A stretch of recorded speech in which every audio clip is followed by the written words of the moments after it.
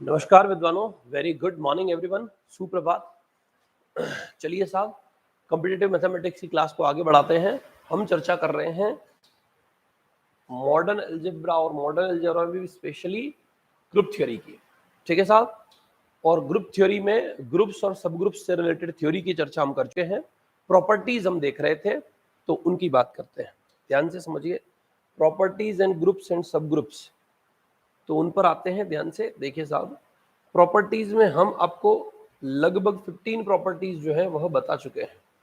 ये 15 प्रॉपर्टी की चर्चा हमने कर ली थी ग्रुप्स एंड सब ग्रुप्स से रिलेटेड। अब उससे आगे बढ़ते हैं, ध्यान से समझिए।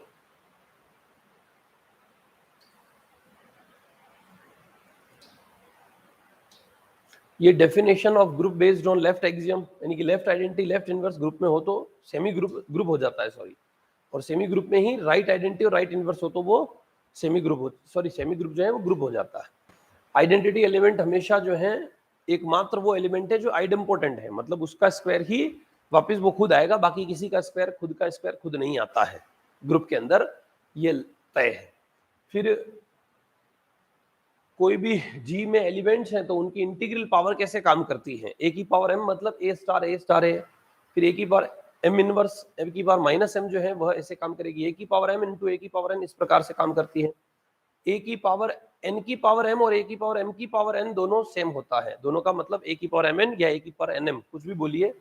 और ए एन की पावर माइनस वन को ए इनवर्स की पावर एन या ए की पावर माइनस एन ऐसा लिख सकते हैं।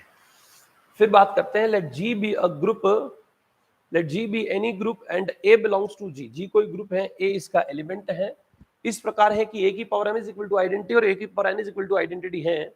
जहां एम जीरो नहीं है, एन जीरो नहीं है, तो ए की power GCD of m n, m और एन का जो जीसीडी होता है, ए की पावर वह लगाने पे भी आइडेंटिटी आता है। इसको एग्जांपल के माध्यम से हमने समझाया था और 15 में बताया कि अगर कोई ए की पावर एन आइडेंटिटी है तो ए का ऑर्डर उस पावर से छोटा या बराबर, और अगर ए का ऑर्डर एम है तो वो 100% ए की पावर एम लगाने पर आइडेंटिटी आ जाता है। यहां तक की चर्चा हम कर चुके हैं। ये कुछ प्रॉपर्टीज मैंने आपको ग्रुप से रिलेटेड समझाई थी। अभी कुछ और बात करते हैं। If for all a belongs to G such that a square is equal to a, then G is an abelian group. अगर किसी ग्रुप के सभी एलिमेंट का स्क्वायर अगर आइडेंटिटी आ जाए तो हम उस ग्रुप को क्या बोलते हैं, एबिलियन ग्रुप बोलते हैं। But not conversely, conversely true नहीं है।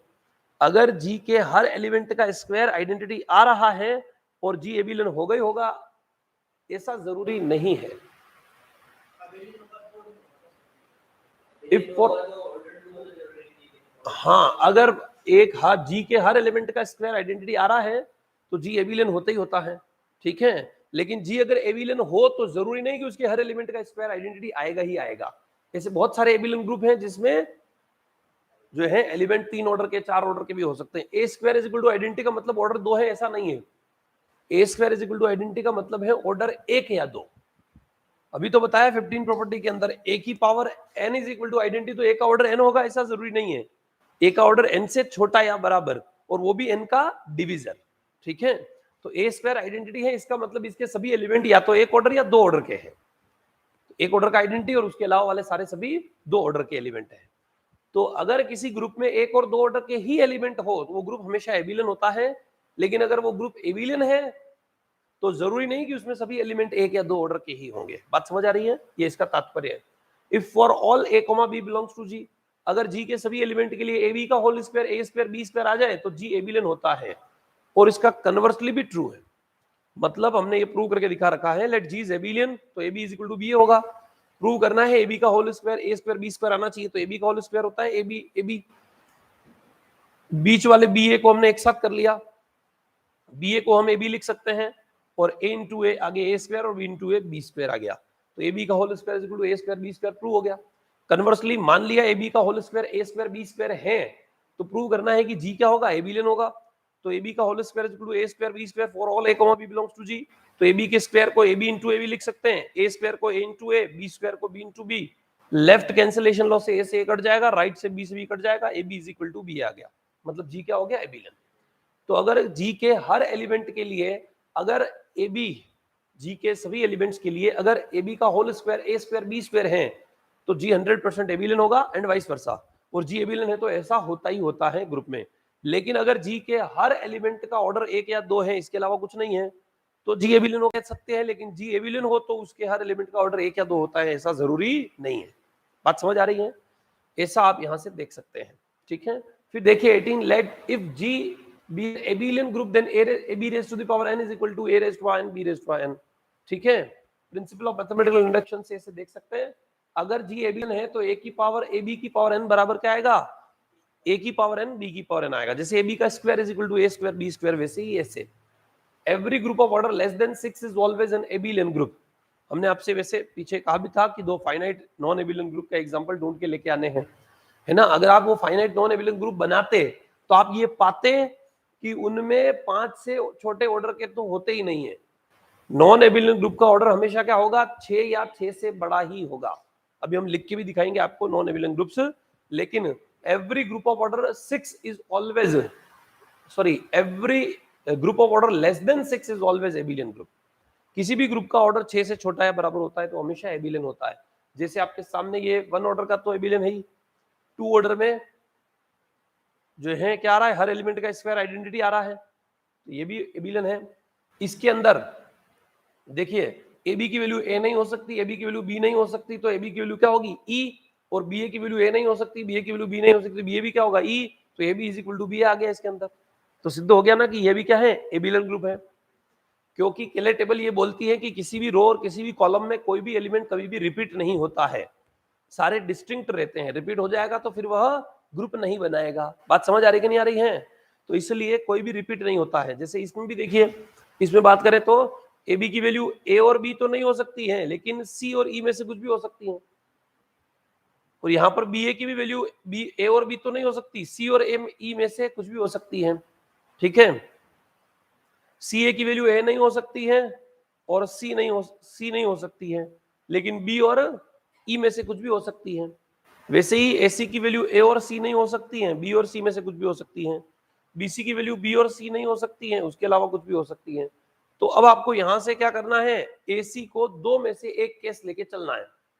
सपोज एसी की वैल्यू, एसी क्या हो सकता है,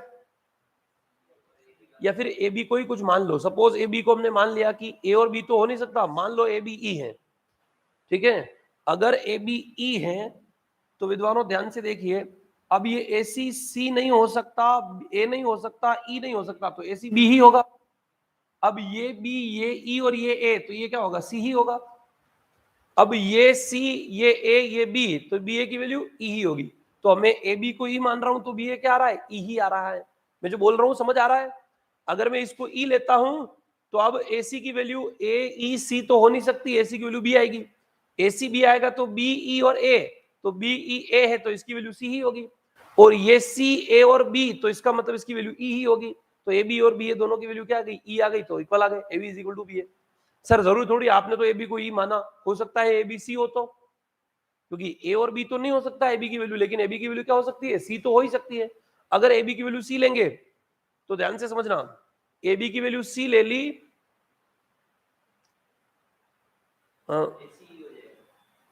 तो सी ले लिया तो ई क्यों, बी भी तो हो सकता है। अगर इसको सी ले रहे हैं, है ना, तब ध्यान से समझिए।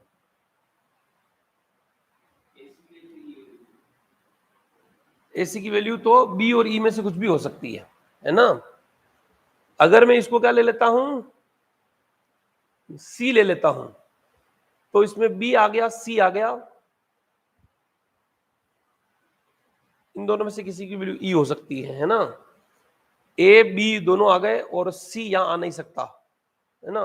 इसको क्या ले रहा हूं, बी ले रहा हूं, है ना। हाँ, तो इसको अगर बी ले रहे हैं तो एसी की वैल्यू 100% ई होगी, क्योंकि ए और बी ये हो गए और ये सी हो नहीं सकता, तो एसी की वैल्यू ई आ जाएगी। ये ई, ये बी और ये ए, तो इसको सी होना पड़ेगा। ये सी हो जाएगा तो ये ए बी सी, तो इसको ई होना पड़ेगा। और हमने ए बी को तो बी लिया है ना, ए बी को तो बी ले ही नहीं सकते हैं, सॉरी, ए बी को बी तो ले ही नहीं सकते हैं। तो गौर से देखिए, ए बी की वैल्यू या तो सी हो सकती है या ई हो सकती है। तो ए बी को अगर सी ले लें, ध्यान से समझना, अगर ए बी को मैं सी लेता हूं, हाँ ए बी को सी ले रहे हैं तब प्रॉब्लम आ रही है ना। तो ए बी को सी लेके देखें, इस बी ए को सी लेके देखिए, बी ए की वैल्यू भी वही, या तो ई हो सकती है या फिर सी हो सकती है। तो अगर इस बी ए को सी लेके देखें तो ये सी, अब ये ए, ये सी, ये बी, तो ए स्क्वायर क्या होगा, ई ही होगा। सॉरी, ये सी है, ए स्क्वायर तो ई भी हो सकता है और बी भी हो सकता है ना। तो केस बनाना पड़ेगा यहां पर, एक काम करो, दो केस बनाने पड़ेंगे। सपोज मैं ए बी को क्या लिख रहा हूं, सी। देखो इसमें केस बना के लिख के ही करना पड़ेगा, डायरेक्ट अगर नहीं दिखा पा रहे हैं तो लिख के करो, 100% हो जाएगा। और कहां जाएगा ये, देखिए आप क्या कर लीजिए, यहां से आप ए बी का एक केस तो हमने मान लिया ई, तब तो बी ई आ रहा है। लेकिन ए बी को अगर हम सी लिखें, क्योंकि ए बी के दो ही केस हैं, अगर ए बी को सी लिख रहा हूं तो गौर से देखिए, अगर ए बी को मैंने सी लिख दिया उस केस में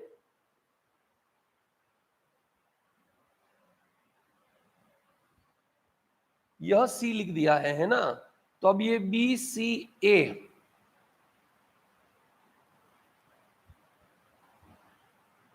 ये सी और ए और बी तो हमें पता नहीं है ना। सी स्क्वायर की वैल्यू सी तो हो नहीं सकती है, ए स्क्वायर की वैल्यू ए नहीं हो सकती, बी स्क्वायर है ना। यहां पर बी सी और ई या सी में से कुछ भी हो सकता है। चलिए हम लिख के ही देखते हैं, आइडिया लगेगा। मैं इस ए बी को क्या लिख रहा हूं, सी। सपोज मैं ए बी को सी लिख देता हूं। अब देखिए ए बी को सी लिखा तो हमारे पास ए सी जो है वह ए और सी तो नहीं हो सकता है, लेकिन बी और ई में से कुछ भी हो सकता है। ये बी स्क्वायर क्या नहीं हो सकता, बी और सी नहीं हो सकता, लेकिन ए और ई में से कुछ भी हो सकता है। ये सी बी जो है वह बी और सी नहीं हो सकता, बाकी कुछ भी हो सकता है। सुडोकू भरने जैसा होता है ना, वैसे ही देखना होता है इसमें, और कुछ नहीं है ना।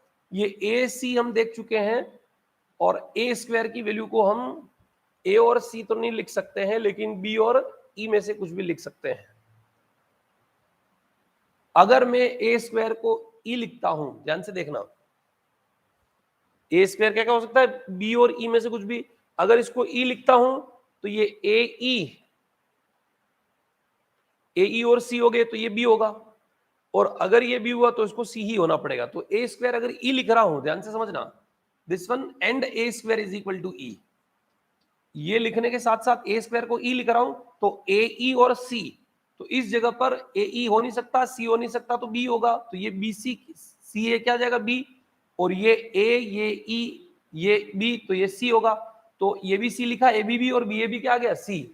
तो दोनों क्या हो जाएंगे, बराबर।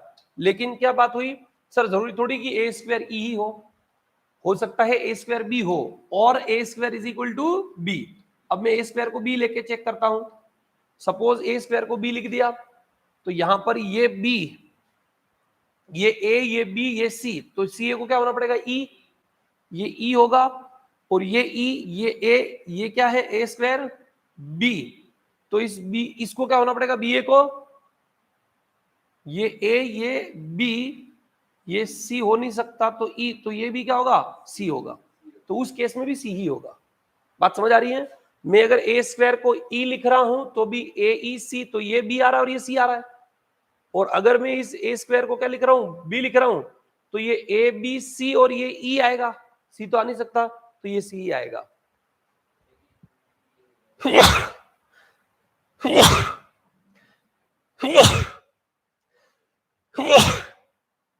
सॉरी,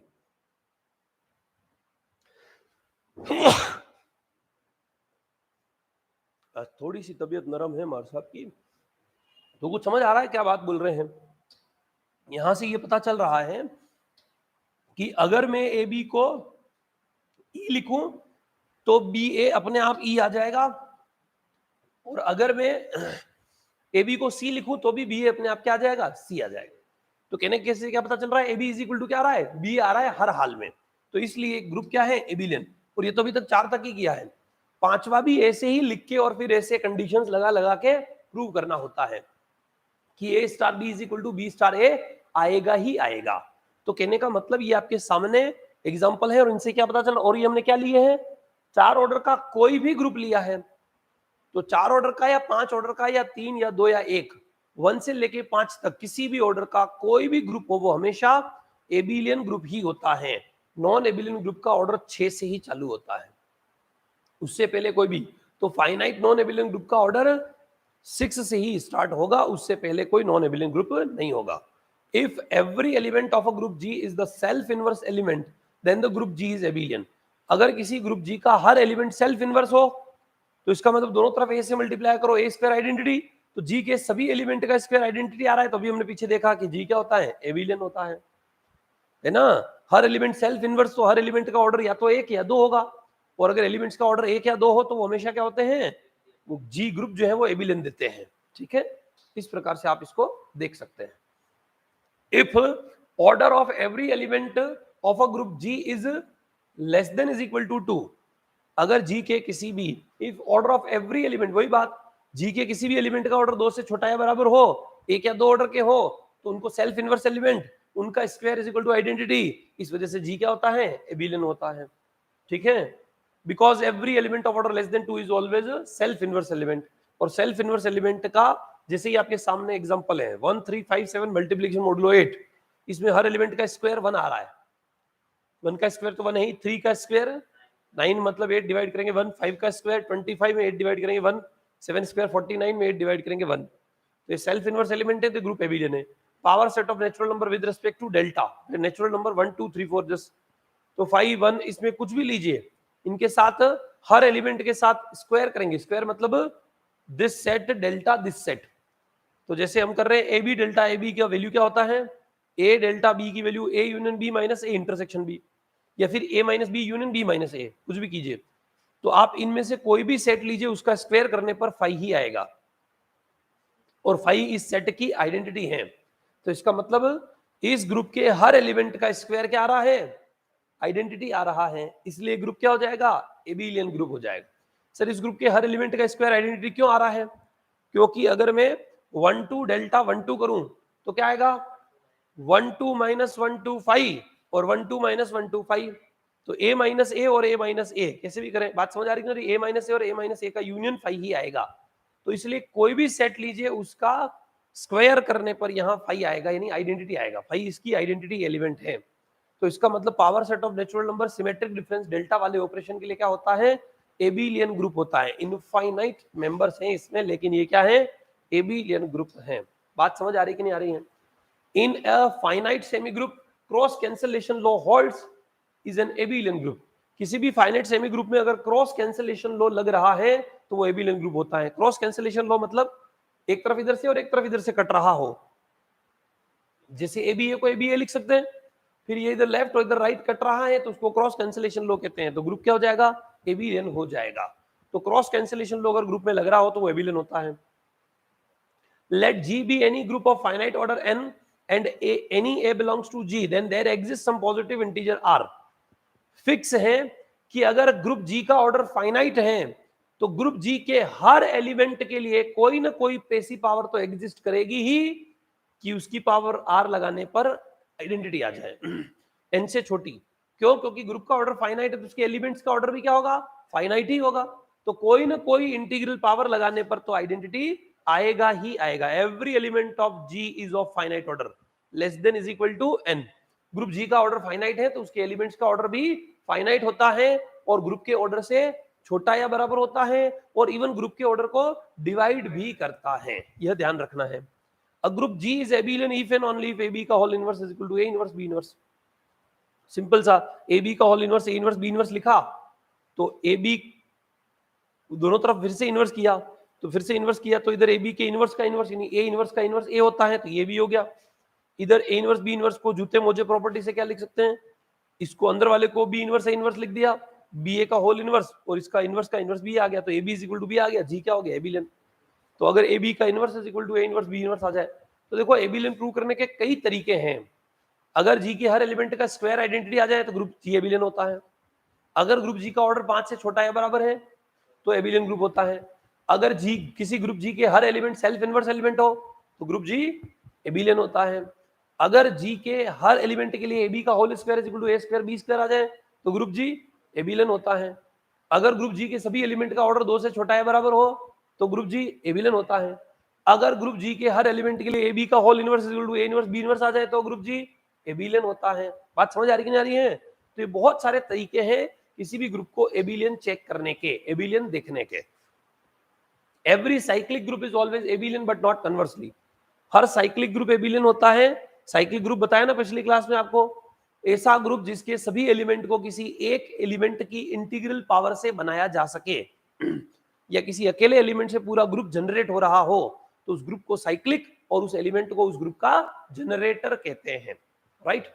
जैसे जी अगर किसी ए से जनरेट होने वाला साइक्लिक ग्रुप है तो जी का हर एलिमेंट एक ही इंटीग्रल पावर में आ जाएगा।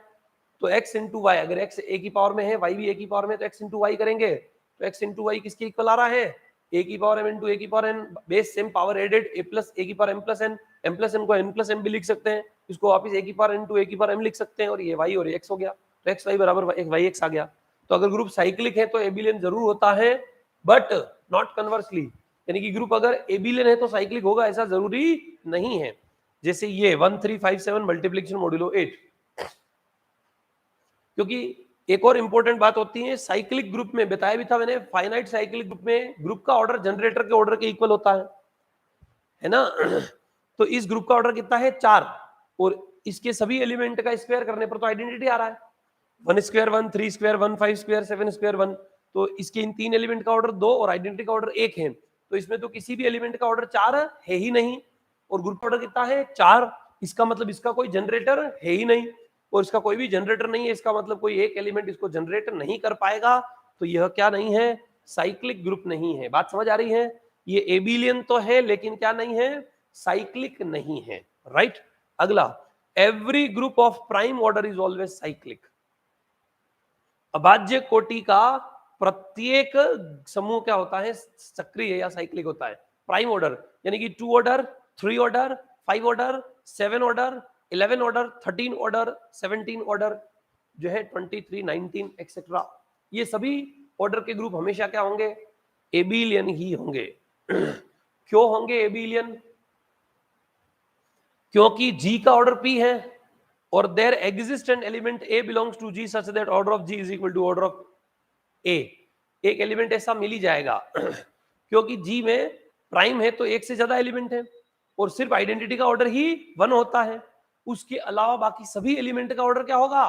प्राइम नंबर ही होगा, क्योंकि प्राइम नंबर में एक और खुद के अलावा किसी का भाग जाता ही नहीं है। तो प्राइम ऑर्डर के ग्रुप में 1 ऑर्डर का एक एलिमेंट और बाकी सभी एलिमेंट पी ऑर्डर के होते हैं, और वो बाकी सभी एलिमेंट उसके जनरेटर हो जाएंगे। समझ आ रही कि नहीं आ रही है? तो इसलिए कोई भी प्राइम ऑर्डर का ग्रुप है तो वो हमेशा साइक्लिक होता है, और साइक्लिक होने की वजह से वो क्या हो जाता है? एबिलियन भी होता है। Every group of prime order is always cyclic as well as abelian. तो इसलिए नॉन एबिलियन ग्रुप 7 ऑर्डर का धरती पे मिलता ही नहीं है, 11 ऑर्डर का धरती पे कोई भी नॉन एबिलियन ग्रुप नहीं है। ठीक है? 13 ऑर्डर, 17 ऑर्डर, 19 ऑर्डर, 23 ऑर्डर का कोई धरती पे नॉन एबिलियन ग्रुप नहीं होता है, हमेशा उस ऑर्डर के धरती पे क्या होते हैं? एबिलियन ग्रुप ही होते हैं। बात समझ आ रही है? यह आपको ध्यान में रखना है। Every group of prime order is always एबिलियन, cyclic होता है तो एबिलियन होता ही होता है, इसमें कोई बात नहीं। Let G be a finite group then there exist a positive integer n such that, अगर जी फाइनाइट ग्रुप है तो फिक्स है एक कोई ना कोई पॉजिटिव इंटीजर n इस प्रकार से जरूर एग्जिस्ट करेगा कि a की पावर n बराबर क्या आ जाए? आइडेंटिटी आ जाए for all a belongs to g।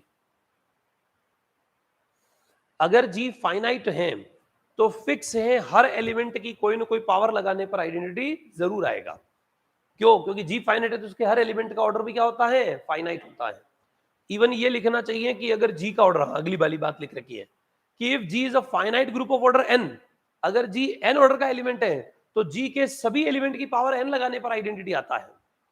अगर ग्रुप का ऑर्डर 4 है तो उसके एलिमेंट्स चाहे 4 ऑर्डर के सभी ना हो, लेकिन हर एलिमेंट की पावर 4 लगाने पर क्या आएगा? आइडेंटिटी जरूर आएगा, यह तय है। अगर ग्रुप का ऑर्डर n है तो हर एलिमेंट की पावर n लगाने पर क्या आता है? आइडेंटिटी जरूर आता है, बट नॉट कन्वर्सली, उल्टा जरूरी नहीं है कि किसी ग्रुप के सभी एलिमेंट की पावर n लगाने पर आइडेंटिटी आ रही है तो ग्रुप का ऑर्डर n होगा ही होगा, ऐसा जरूरी नहीं है। समझ आ रही ना बात? जैसे इसमें हम क्या कर रहे हैं, ये ग्रुप हमारे पास क्या है, 6 ऑर्डर का है, तो इसके सभी एलिमेंट की पावर 6 लगाने पर आइडेंटिटी आएगा। 1 की पावर 6 1, 2 की पावर 6, तो 2 की पावर 6 करेंगे आप तो 2 की पावर 3 1, और 2 की पावर 3 ही 1 आ रहा है, तो 2 की पावर 6 भी 1 हो जाएगा, स्क्वायर कर दिया दोनों तरफ। ऐसे ही 3 4 5 6 की पावर 6 लगा के चेक कीजिएगा, 1 ही आएगा। लेकिन अब इसमें देखिए, इसमें हर एलिमेंट का पावर 2 लगाने पर 1 आ रहा है, लेकिन क्या इस ग्रुप का ऑर्डर 2 थोड़ी है? समझ आ रही कि नहीं आ रही है? अगर ग्रुप का ऑर्डर n हो तो हर एलिमेंट की पावर n लगाने पर आइडेंटिटी जरूर आता है, लेकिन अगर हर एलिमेंट की पावर n लगाने पर आइडेंटिटी आ रहा है तो उस ग्रुप का ऑर्डर वो n ही होगा, ऐसा जरूरी नहीं है, क्योंकि इस ग्रुप के सभी एलिमेंट की पावर 2 लगाने पर आइडेंटिटी आ रहा है, लेकिन ग्रुप का ऑर्डर 2 थोड़ी है, इसका तो ऑर्डर 4 है। समझ आ रही कि नहीं आ रही बात? तो इस प्रकार से आप इस बात को भी देख सकते हैं, ठीक है। और क्वेश्चन ये प्रॉपर्टीज पढ़ने के बाद आप कोई भी अटेम्प्ट करेंगे आपसे हो जाएंगे। मैं आपको दिखाऊंगा बहुत सारे क्वेश्चंस कि ये देखो, ये यहाँ पूछा हुआ, ये यहाँ पूछा हुआ, ऐसे ऐसे question. Let G be any group and there exist two relatively prime numbers m and n such that a raised to m or b की power this then the group G is abelian। देखिए a की power m b की power n is equal to b की power m a की power m और a की power n b की power n is equal to b की power n a की पावर n, अगर ऐसा है और m और n क्या है, रिलेटिवली प्राइम, मतलब इनका जीसीडी क्या है, 1 है, मतलब a square b square is equal to b square a square और a cube b cube is equal to b cube a cube का ऐसा हो तो ग्रुप जी क्या हो जाता है, एबिलियन हो जाता है, ठीक है। तो ये भी प्रॉपर्टी आप ध्यान में रख सकते हैं। Zn is always abelian as well as cyclic group for all n belongs to this। Zn with respect to addition modulo n, Zn मतलब 0 से लेकर n-1 तक वाले एलिमेंट्स का सेट, यह हमेशा एबिलियन ग्रुप होता है, किसके लिए, सभी n के लिए। तो यह हमेशा एक एबिलियन ग्रुप होता है और साथ साथ साइक्लिक ग्रुप भी होता है। जैसे Z1 में 0 आएगा, Z2 में 1 0, Z3 में 1 0 2, Z4 में 1 0 3 1 0 1 2 3, Z30 में 0 1 2 3 अप टू 29। एडिशन मॉड्यूलो के लिए सभी के सभी क्या है, साइक्लिक ग्रुप भी है और साथ साथ क्या है, एबिलियन ग्रुप भी है, फाइनाइट एबिलियन ग्रुप भी है और साइक्लिक ग्रुप भी है। बात समझ आ रही है? साथ ही साथ दोनों ZP स्टार मतलब 0 को छोड़ के अब सारे नॉन जीरो इंटीजर्स p-1 तक, तो 1 2 3 up to p-1। Multiplication modulo p के लिए हमेशा साइक्लिक और एबिलियन दोनों ग्रुप होते हैं p-1 ऑर्डर के, जहां पर p प्राइम होना चाहिए, ठीक है साहब, where p being prime number. अगर p प्राइम नंबर है, ZP स्टार मतलब ZP/0, ZP में से 0 हटा दीजिए, ठीक है साहब। तो जैसे Z2 स्टार में 1 आएगा ओनली, Z3 स्टार में 1 2 आएगा, Z4 स्टार कुछ होता ही नहीं है क्योंकि 4 प्राइम नंबर नहीं है, तो Z5 स्टार में 1 2 3 4 आएगा, Z7 स्टार में 1 2 3 4 5 6, Z11 स्टार में 10 एलिमेंट्स। ये सभी ग्रुप हैं, और कौन से ग्रुप है, फाइनाइट ग्रुप, साइक्लिक ग्रुप और एबिलियन ग्रुप। ये सभी फाइनाइट साइक्लिक एबिलियन ग्रुप्स हैं। UN with respect to multiplication modulo, ये सभी भी एबिलियन होते हैं, लेकिन साइक्लिक हो ऐसा जरूरी नहीं। Zn with respect to addition modulo n, cyclic और एबिलियन दोनों। Zp star with respect to addition multiplication modulo p, हर प्राइम के लिए, ये भी साइक्लिक और एबिलियन। लेकिन ये जो UN होते हैं, ये UN वाले ग्रुप जो हैं वह हमेशा एबिलियन तो होते हैं, लेकिन साइक्लिक हो ऐसा जरूरी नहीं है। UN where x belongs to x is a natural number less than n and relatively prime to n, ऐसा नेचुरल नंबर होता है जो n से छोटा हो और n के रिलेटिवली प्राइम हो, उनका सेट UN कहलाता है। यह हमेशा एबिलियन ग्रुप होता है with respect to multiplication modulo n और not a cyclic group for all n, लेकिन साइक्लिक ग्रुप नहीं होता है, n की वैल्यू 1 से बड़ी होनी चाहिए, U1 कुछ होता ही नहीं है, ठीक है साहब, क्योंकि मल्टीप्लिकेशन मॉडुलो 1 गड़बड़ कर देगा। तो U2 से ही स्टार्ट करते हैं। अब देखिए U2 U3 U4, U2 singleton set of 1 क्योंकि 2 का रिलेटिवली प्राइम नंबर एक ही होता है 1, U3 3 के रिलेटिवली प्राइम 1 और 2, 1 3 भी बनाता है HCF और 2 और 3 का HCF भी बनाता है। फिर U4 4 के रिलेटिवली प्राइम भी 2 ही होते हैं 1 और 3, 1 4 HCF 1 3 4 HCF 1, ये भी मल्टीप्लिकेशन मॉडुलो 4 के लिए। U5 मल्टीप्लिकेशन मॉडुलो 5 के लिए, इसके रिलेटिवली प्राइम नंबर 4 आएंगे। U6 मल्टीप्लिकेशन मॉडुलो 6 के लिए, इसके रिलेटिवली प्राइम 2 आएंगे। U7 मल्टीप्लिकेशन मॉडुलो 7 के लिए, इसके रिलेटिवली प्राइम नंबर 6 आएंगे। U8 मल्टीप्लिकेशन मॉडुलो 8 के लिए, U9 मल्टीप्लिकेशन मॉडुलो 9 के लिए और U10 मल्टीप्लिकेशन मॉडुलो 10 के लिए। हमेशा ये क्या होते हैं, ऑल आर एबिलियन ग्रुप, ये सभी एबिलियन समूह हैं। But U8 multiplication modulo 8 is not cyclic group, यह साइक्लिक ग्रुप नहीं है। U8 मल्टीप्लिकेशन मॉडुलो 8 ये क्या नहीं है, क्योंकि इसमें हर एलिमेंट का स्क्वायर आइडेंटिटी आ रहा है, तो ये तो साइक्लिक है ही नहीं, इसके पास 4 ऑर्डर का एलिमेंट ही नहीं है। समझ आ रही कि नहीं आ रही? ये सभी के सभी क्या है, एबिलियन ग्रुप, लेकिन इसमें से ये एक आपको क्या दिख गया, non cyclic.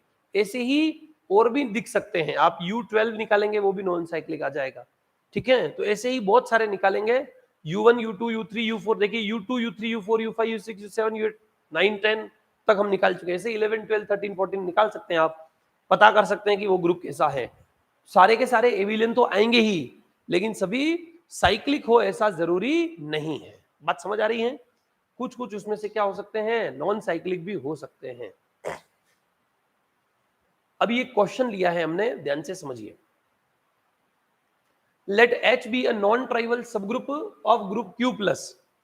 Prove that H is also a non-trivial proper subgroup. ठीक है साहब, हमने क्या लिया है, non trivial subgroup. Trivial subgroup क्या होता है और नॉन ट्रिवियल सबग्रुप क्या होता है, पहले तो यह समझिए।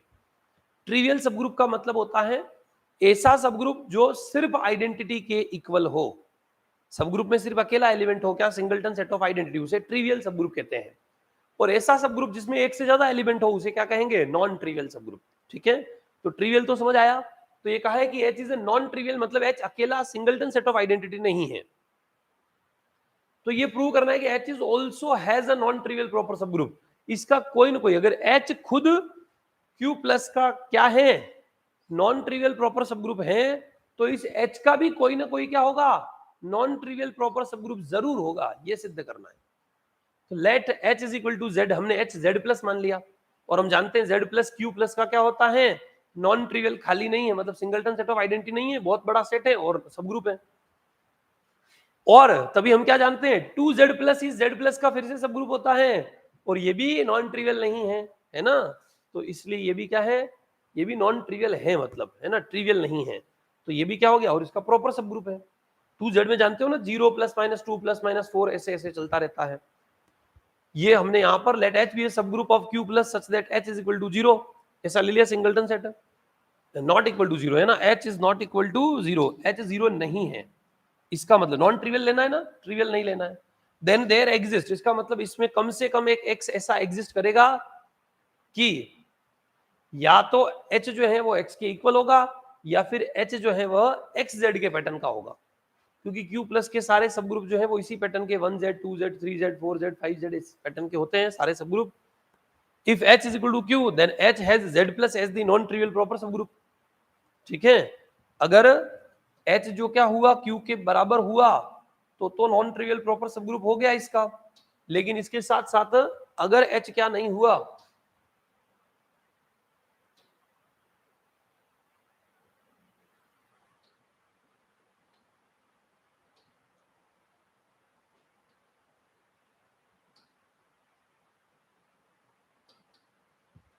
सिमिलरली इसी प्रकार से आपको आगे इसको प्रूव करना है।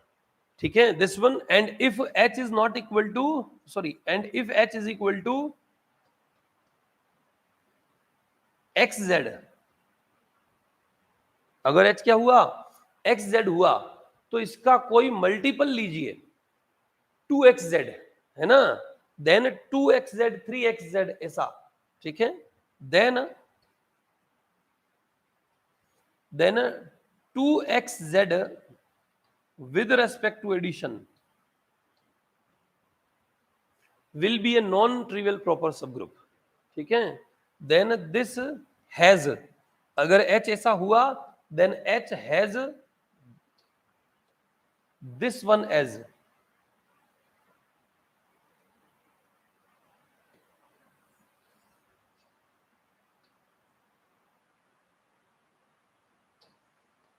then H has this one as a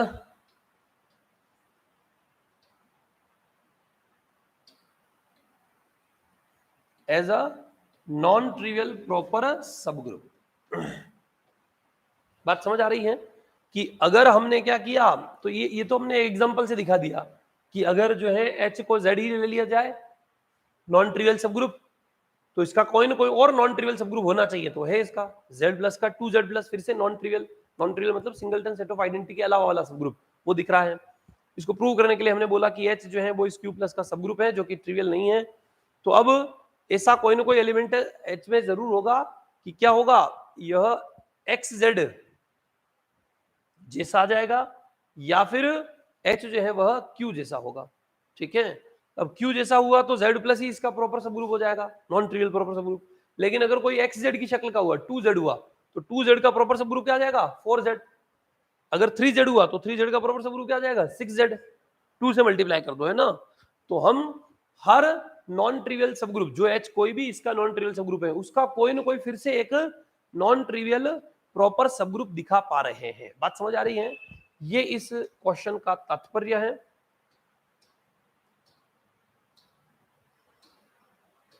अब गौर से देखिए साहब, नेक्स्ट प्रॉपर्टी की बात करते हैं। एक बार मैं चेक कर लेता हूं कितनी प्रॉपर्टीज हैं, क्या अभी आज की क्लास में फिनिश होने के लायक हैं।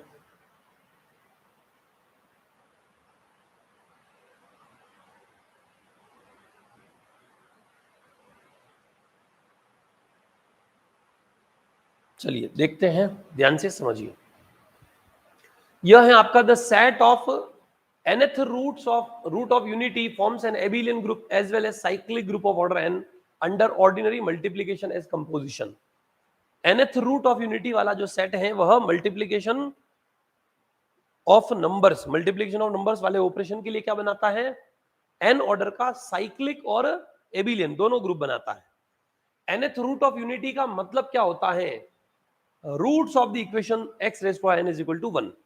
इसके जितने भी रूट्स होंगे उनको nth रूट्स ऑफ यूनिटी कहेंगे, क्योंकि x इज इक्वल टू 1 की पावर 1 अपॉन n आ जाएगा। तो x इज इक्वल टू 1 की पावर 1 अपॉन n, इसको 1 प्लस आयोटा 0 की पावर 1 अपॉन n, इस 1 प्लस आयोटा 0 को cos 2 pi r plus iota sine 2 pi r लिख सकते हैं, r की हर वैल्यू के लिए 0 1 2 3, हर बार ये 1 आएगा और हर बार ये 0 आएगा। अब हम इसकी पावर n है तो डी मोइवर्स थ्योरम से इसको क्या लिख सकते हैं, 1/n इनके मल्टीप्लाई में आ जाएगा। या फिर cos theta plus iota sine theta क्या होता है, e की पावर आयोटा, तो e की पावर आयोटा 2 पाई r और उसकी होल पावर 1 अपॉन n, उससे भी डायरेक्ट आप 1 अपॉन n कर सकते हैं अगर डी मोइवर्स थ्योरम नहीं लगाना चाहते हैं तो आप जानते हैं e cos theta plus iota sine theta e की पावर आयोटा थीटा होता है, तो e की पावर आयोटा थीटा उसकी होल पावर 1 अपॉन n, तो 1 अपॉन n मल्टीप्लाई में आ गया। कुल मिलाकर ये जो x है वो ऐसा आ गया, यह इसका रूट है। मैं यहां पर r की अलग अलग वैल्यू पुट करूंगा, इसके अलग अलग n रूट्स मिल जाएंगे। यहां से r की value 0 1 2 3 up to n minus 1 तक पुट करते जाइए, आपको क्या मिल जाएंगे, इसके n रूट्स मिल जाएंगे। अब n की वैल्यू 2 हुई तो 2 रूट्स मिलेंगे, n की वैल्यू 3 हुई तो 3 रूट्स मिलेंगे, n की वैल्यू 4 हुई तो 4 रूट्स, n की वैल्यू 5 तो 5 रूट्स, n की वैल्यू 6 तो 6 रूट्स। ऐसे ऐसे इसके क्या मिलते रहेंगे, रूट्स मिलते रहते हैं। जैसे आपके सामने ये कुछ रूट्स हमने जो है निकाल के बता रखे हैं, ध्यान से समझिए, यह गौर से देखिए।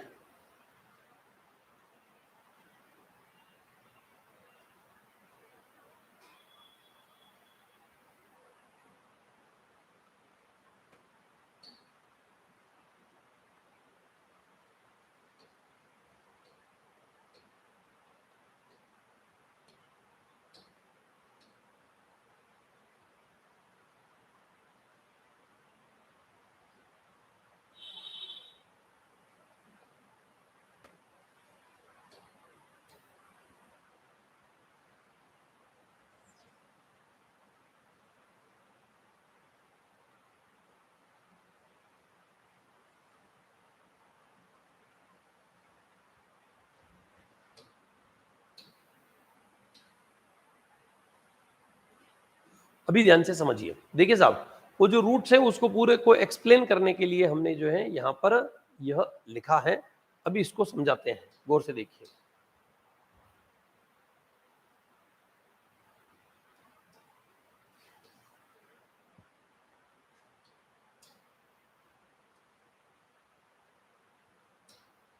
देखिए साहब, रूट्स ऑफ दिस इक्वेशन हमने अभी फॉर्मूला बनाया, क्या बनाया, x इज इक्वल टू ई की power iota 2 pi r by n।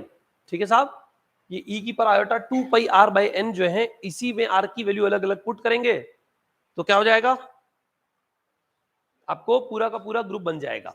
तो इसका जो जनरेटर है वो e की power iota 2 pi by n है। जनरेटर क्या है, e की power iota 2 pi by n, उसी की पावर 0, उसकी पावर 1 2 3 4 ऐसे लगाने से पूरा ग्रुप बन रहा है। तो जनरेटर क्या है, ऐसे nth रूट ऑफ यूनिटी वाले ग्रुप का जनरेटर पूछते हैं कई बार, तो e की power iota 2 pi by n। बात समझ आ रही है। यहां से आप चाहे तो एक बात ऐसी लिख सकते हैं, implies G is a cyclic group generated by e raise to the power iota 2 pi by n. इससे जनरेट होने वाला ये जी क्या होगा, साइक्लिक ग्रुप होगा, राइट। क्योंकि इसी में आर की वैल्यू 0 1 2 3 4 लिखते जा रहे हैं, सारे एलिमेंट आते जा रहे हैं, इसी की पावर 1 2 3 4 लगाओगे तो आर की जगह 1 2 3 4 एन, एन की जगह 0 भी लिख सकते हो, इसमें 0 लिखा हुआ मतलब एन की जगह है, एन माइनस 1 तक जाना है।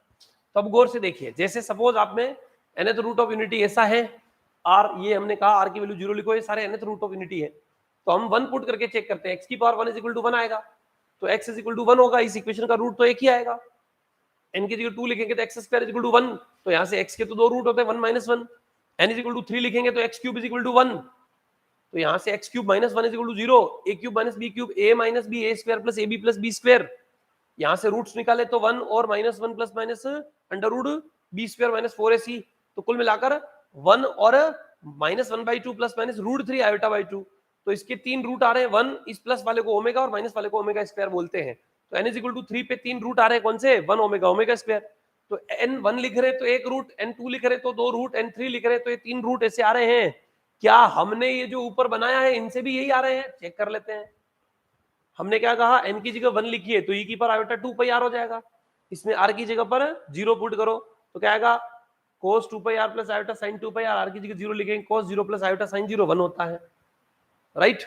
फिर अगला अगला है आपका n इज इक्वल टू 2, तो n इज इक्वल टू 2 लिखेंगे तो यार 2 से 2 कट के क्या हो जाएगा, e की पर आयोटा पाई r, तो e की पर आयोटा पाई r cos पाई r प्लस आयोटा sin पाई r, इसमें r की जगह 0 लिखेंगे तो cos 0 प्लस आयोटा sin 0 1 होता है, और इसमें r की जगह 1 लिखेंगे तो cos pi plus iota sin पाई, cos पाई माइनस 1 sin पाई 0, तो माइनस 1 आएगा, तो 1 माइनस 1 जो इक्वेशन से मिल रहे हैं वही हमें इस e की पर iota 2 pi r by n से मिल रहे हैं। n की जगह 3 लिखिए तो n की जगह 3 लिखेंगे तो यहाँ क्या हो जाएगा 2 पाई r बाय 3, e की पर आयोटा 2 पाई r बाय 3, अब इसमें cos theta plus iota sin theta से ओपन किया, r की जगह 0 लिखिए तो cos 0 plus iota sin 0, r की जगह 1 लिखिए, cos 2 pi plus iota sin 2 pi, r की जगह 2 लिखिए, cos 4 pi plus iota sin 4 पाई, सॉल्व किया cos 0 1 sin 0 0 तो 1 हो गया, 2 पाई बाई 3 को pi minus pi by 3, pi minus pi by 3, 4 pi by 3 को pi plus pi by 3, pi plus pi by 3 ऐसा लिख सकते हैं।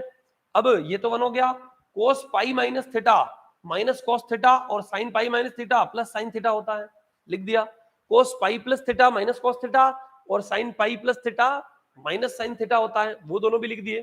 तो यहां से 1 इसकी वैल्यू माइनस 1/2, मतलब माइनस तो बाहर है, इसकी वैल्यू 1/2, इसकी वैल्यू रूट 3/2, इसकी वैल्यू 1/2, इसकी वैल्यू रूट 3/2, तो आ गए वही मान 1 प्लस वाला ओमेगा और बीच में माइनस वाला ओमेगा स्क्वायर, आ गए कि नहीं सही वैल्यू, और इन सभी का क्यूब करने पर हमेशा 1 आता है, कोई भी ग्रुप है उस ग्रुप के हर एलिमेंट की पावर ग्रुप का ऑर्डर लगाने पर, तो ये 3 ऑर्डर का ग्रुप है, इसमें 3 रूट्स आ रहे हैं 1 ओमेगा ओमेगा स्क्वायर, ये है nth रूट ऑफ यूनिटी, ऐसे चेक करना होता है nth रूट ऑफ यूनिटी को।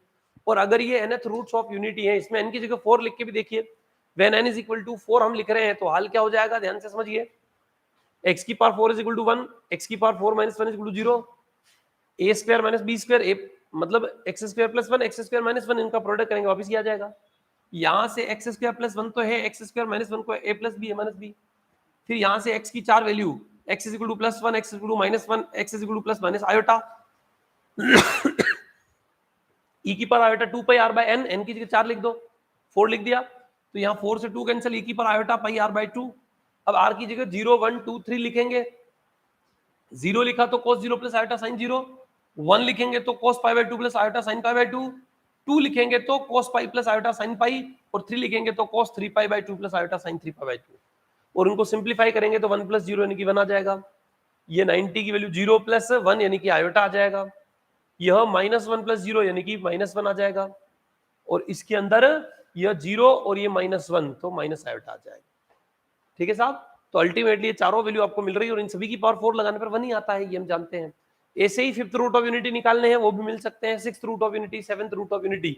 अब इसमें एक अच्छी बात है, इंपॉर्टेंट बात, क्या इंपॉर्टेंट बात है सर, अभी ध्यान से समझना, आगे 5th रूट और 6th रूट ये तो आपको सिर्फ दिखाने के लिए कि ऐसे nth रूट का मतलब ये होता है, आपको आगे जीवन में 5th रूट 6th रूट ऐसे नहीं निकालने हैं, आपको क्या करना है, 5th रूट ऑफ यूनिटी गौर से देखिए, 5th रूट्स ऑफ यूनिटी वाला ग्रुप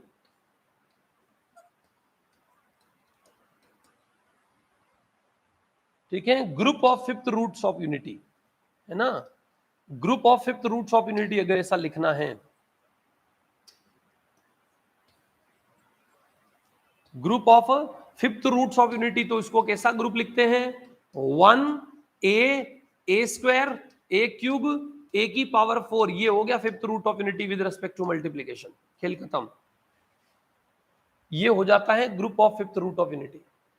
क्यों सर इन सब में भी ऐसे ही हो रहा है क्या? बिल्कुल हो रहा है, इन सब में भी यही तो कर रहे हैं, इसी की पावर आर की जगह 0 लिख रहे हैं, तो उसको 4 समझ लो, 0 मतलब 5 मतलब ये ऐसा 1 वाला है ना, बाकी 1 लिख रहे हैं इसी की जगह, पावर 1 पावर 2 पावर 3 पावर 4, तो ई की पावर आयोटा पाई बाई 2 को ए मान लो और उसकी पावर 1 2 3 4 ऐसे, तो ई की पावर आयोटा ई की पावर 2 पाई, हम जो लिख रहे हैं ना ई की power iota 2 pi by n, वो ए मान लो और उसी की पावर 1 2 3 4 अप टू एन लगा दो, या 0 1 2 3 अप टू एन माइनस 1 लगा दो, ऐसा आ जाएगा। ये fifth root of unity. Sixth root of unity, group of sixth roots of unity, तो सिक्स्थ रूट्स ऑफ यूनिटी वाला ग्रुप कैसा होगा, सीधा सीधा आपको 1a² a क्यूब 4 और a की power 5 with respect to multiplication operation, ये आपका सिक्स्थ रूट ऑफ यूनिटी। और ऐसे ही विद्वानों अगर आप लिखते हैं 15th root of unity, group of 15th root of unity या 60th रूट ऑफ यूनिटी, कुछ भी लिखना चाहें वो आप लिख सकते हैं। 15th रूट ऑफ यूनिटी में एलिमेंट्स कैसे होंगे साहब, 1a² a क्यूब a की पावर 4 a की पावर 5 और ऐसे ही a की पावर 14 तक with respect to multiplication, right. अब इसमें किसी भी एलिमेंट का ऑर्डर पूछे, किसी के भी बारे में कुछ भी पूछे, सब बता सकते हैं।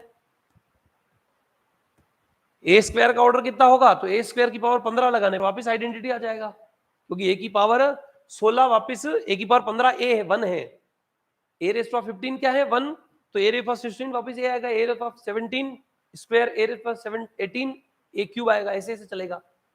समझ आ रही कि नहीं आ रही है?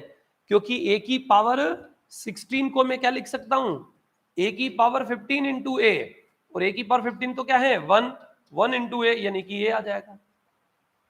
a की पावर 17 को a की power 15 into A square, a की पावर 15 1 है। समझ आ रही कि नहीं आ रही है? तो ऐसे अब आप आगे आगे से आगे इनकी पावर लगा के बता सकते हैं कि किस एलिमेंट का ऑर्डर क्या है वगैरह वगैरह। पिछली क्लास में मैंने आपको होमवर्क दिया था ऑर्डर ऑफ द एलिमेंट निकालने वाला, है ना, वह आपने शायद किया है या नहीं किया है, पर मुझे याद नहीं दिलाया है। इससे आगे की चर्चा अब हम अगली क्लास में करेंगे। ये प्रूव किया है इसको हमने कि nth रूट ऑफ यूनिटी वाला जो होता है सेट, यह ग्रुप होता है हमेशा, है ना, और इवन साइक्लिक ग्रुप होता है, वह भी दिखाएंगे। पर फिलहाल आज की क्लास में इतना ही। नेक्स्ट क्लास में हम आपको और भी इसकी कुछ प्रॉपर्टीज बताते हुए कंपटीशन एग्जाम में पूछे गए सवाल जो है वह डिस्कस करेंगे। ठीक है साहब, यहाँ 15 प्रॉपर्टी तक हम देख चुके हैं 16 से, और जो होमवर्क दिया था order of the element find करने का, वह आप घर से सॉल्व करके लेके आएंगे, राइट। अभी इनके ऊपर बेस्ड हम बहुत सारे क्वेश्चन सॉल्व करेंगे नेक्स्ट क्लास के अंदर। फिलहाल आप यहाँ से स्क्रीनशॉट लेना स्टार्ट कीजिए। This is first page of today's class, ये आपका पहला पेज है, राइट, डन। ये आपका सेकंड पेज है 18 19 20।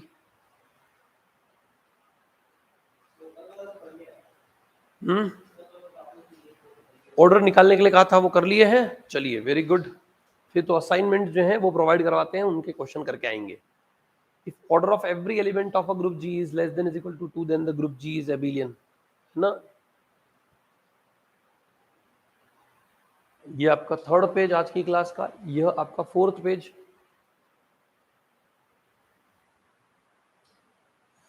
यह आपका फिफ्थ 25th 26th प्रॉपर्टीज,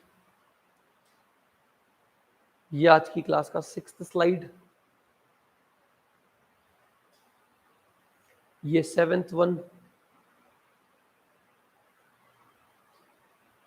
यह आपका 8th पेज आज की क्लास का,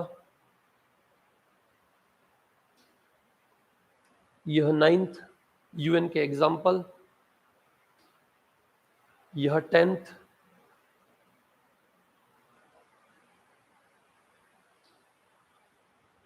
यह 11th,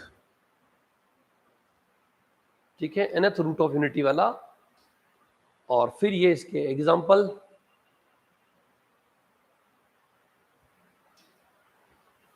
और यह आपका फाइनल पेज जो आज की क्लास में हमने देखा है। बात समझ आ रही है? इसी तरीके से आपको इनको क्या करना है, सिंप्लीफाई करना है और सॉल्व करना है, राइट? पल्ले पड़ गया? ठीक है साहब। डिफरेंशियल इक्वेशन के कितने असाइनमेंट दिए हैं आपको? अभी चलिए हम आगे डिफरेंशियल इक्वेशन की चर्चा करते हैं, इसको आगे नेक्स्ट क्लास में देखेंगे। तब तक के लिए धन्यवाद, बहुत बहुत आभार। खुश रहिए, मस्त रहिए और पढ़ते रहिए।